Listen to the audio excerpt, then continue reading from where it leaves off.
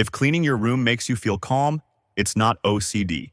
It's psychology. Let's understand the minds of people who love throwing things away. Let's start. Number 1. Cognitive load relief. Here's what's happening. Every item you own requires mental energy, not consciously, but your brain is tracking it. Neuroscientist Torkel Klingberg's research on cognitive load theory shows that visual clutter competes for your attention. That pile of papers on your desk? Your brain sees it every time you sit down. That closet full of clothes you don't wear? Your brain processes it every morning. Each object is a tiny demand on your attention, and it adds up. When you declutter, you're not just cleaning. You're reducing the number of things your brain has to track. A study from Princeton University Neuroscience Institute found that physical clutter in your environment competes for your attention, decreasing performance and increasing stress. You feel this intuitively. The moment you clear a surface, you breathe easier. Your brain literally has fewer inputs to process. You're not being dramatic when you say clutter stresses you out. It actually does. And decluttering gives you back mental bandwidth you didn't even realize you'd lost. That clarity? That's your prefrontal cortex finally getting a break. Number 2. Dopamine hits from completion. Every item you toss triggers a small reward in your brain. Psychologist Dr. Teresa Obele explains that completing tasks, even tiny ones like decide what to do with this shirt, releases dopamine. And decluttering is an endless series of micro-completions. Keep or toss. Toss. Dopamine. Keep or donate. Donate. Dopamine. Your brain loves finishing things, and decluttering gives you dozens of tiny wins in a single session. This is why you can't stop once you start. You tell yourself you'll just organize one drawer. 3 hours later, you've done the entire room. That's not lack of control. That's a dopamine loop. Each decision completed fuels the motivation for the next one. Research published in the Journal of Neuroscience shows that the anticipation of completing a task is often more rewarding than the completion itself. So you keep going, chasing that feeling of progress. It's the same mechanism that makes video games addictive, except you're leveling up your actual life. And unlike scrolling social media, this dopamine source actually improves your environment. Number 3. Reclaiming control. Your job is unpredictable. Your relationships are complicated. The world is a mess, but your closet, that you can control. Psychologist Dr. Sherry Borg-Carter explains that when life feels chaotic, people often turn to organizing as a way to restore a sense of control. It's called control restoration theory. You can't fix everything, but you can fix this drawer. Studies show that people experiencing high stress or major life transitions often turn to decluttering. It's not avoidance. It's coping. You're creating order in one area of your life when everything else feels disordered. And that matters psychologically. Research from the Personality and Social Psychology Bulletin found that women who described their homes as cluttered had higher levels of cortisol throughout the day. Clutter isn't just visual noise.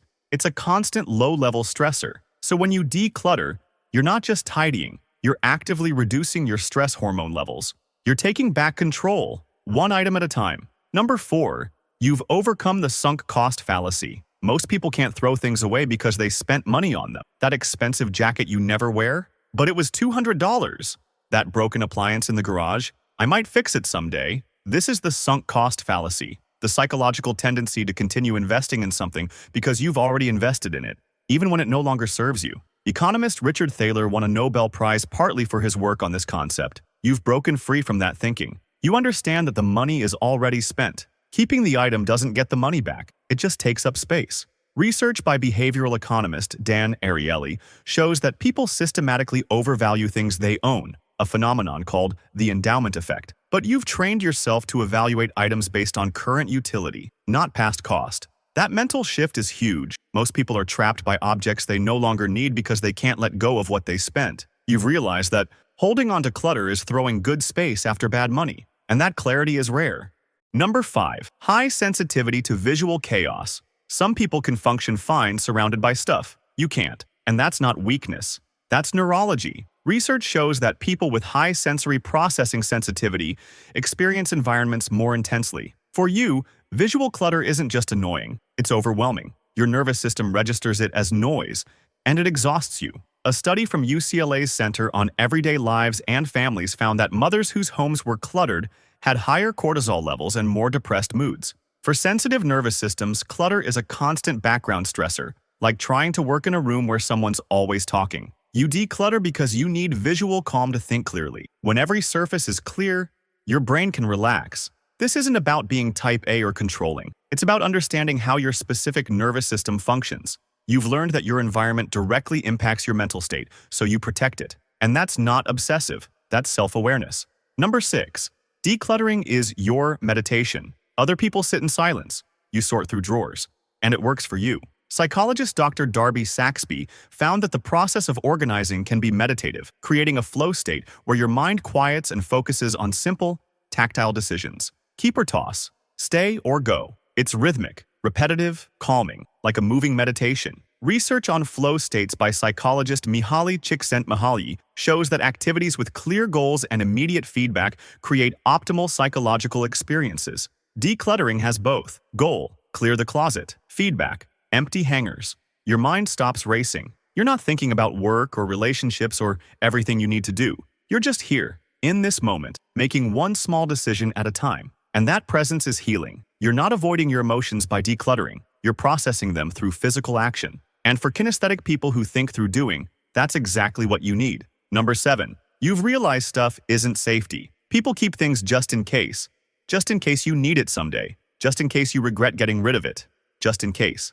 But you've learned that accumulating stuff doesn't actually protect you from uncertainty. It just weighs you down. Psychologist Dr. Randy Frost, who studies hoarding, explains that object attachment often stems from anxiety about the future. Keeping things creates an illusion of preparedness. You've let go of that illusion. You trust that if you need something in the future, you'll figure it out. Research shows that people consistently overestimate how much they'll need items they're considering discarding. Dr. Frost's studies found that hoarders predict more distress from discarding than they actually experience. You've learned this through experience. You got rid of something, and you were fine. You did it again, still fine. Each time you let go without catastrophe, you build confidence. Now you know that your security doesn't come from accumulated possessions. It comes from your ability to adapt, and that's a level of psychological freedom most people never reach. Number 8. You're curating your identity. Every object in your home is a vote for the person you are or want to be. That guitar you don't play? That's a vote for person who plays guitar, even though you don't. Those books you'll never read? Votes for intellectual that don't match reality. Psychologist Sam Gosling's research on identity claims shows that our possessions communicate who we think we are, both to ourselves and others. When you declutter, you're getting honest. You're removing the identity props that don't match your actual life. And that honesty is uncomfortable but liberating. You're not the person who bakes, so the specialty pans go. You're not the person who hikes, so the gear goes. Each item you release is you accepting who you actually are instead of who you thought you should be. And that alignment between your space and your reality? That's psychological integrity. Your home becomes a true reflection of you, not a museum of abandoned aspirations. And living in that truth, even if it's simpler than you imagined, feels better than living in a cluttered fantasy. I'll be sharing more videos like this on emotional growth, psychology, and self-understanding. Subscribe if this content resonates with you.